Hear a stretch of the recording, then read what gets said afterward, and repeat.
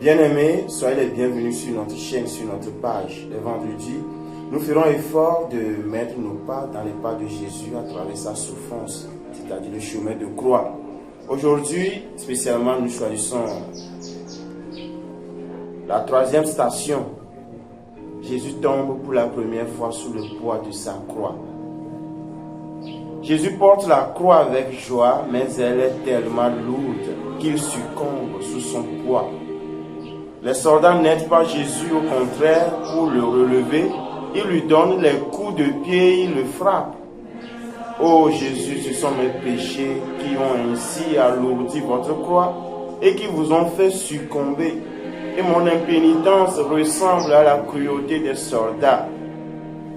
Nos croix de chaque jour, la croix de la maladie, la croix de ne pas trouver d'emploi, la croix des persécutions spirituelles, la croix sur tous les plans de nos vies. Pour la première fois, sous le poids de la croix. Le Seigneur est tombé pour quelle raison?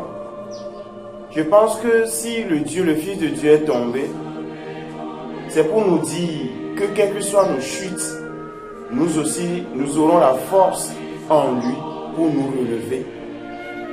Bien-aimé, ne te laisse pas abattre par les circonstances de cette vie. Jamais. Dans les moments les plus difficiles, il faut tourner tes yeux vers le Christ.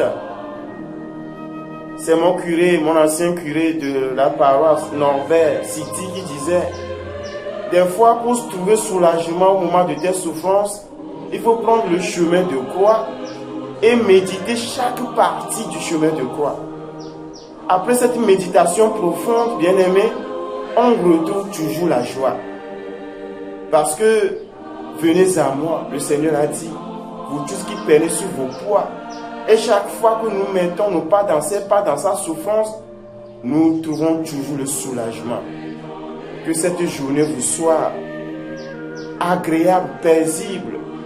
Et que cette première chute de notre Seigneur Jésus-Christ vous donne la force de vous relever dans les moments les plus difficiles de votre vie. Amen.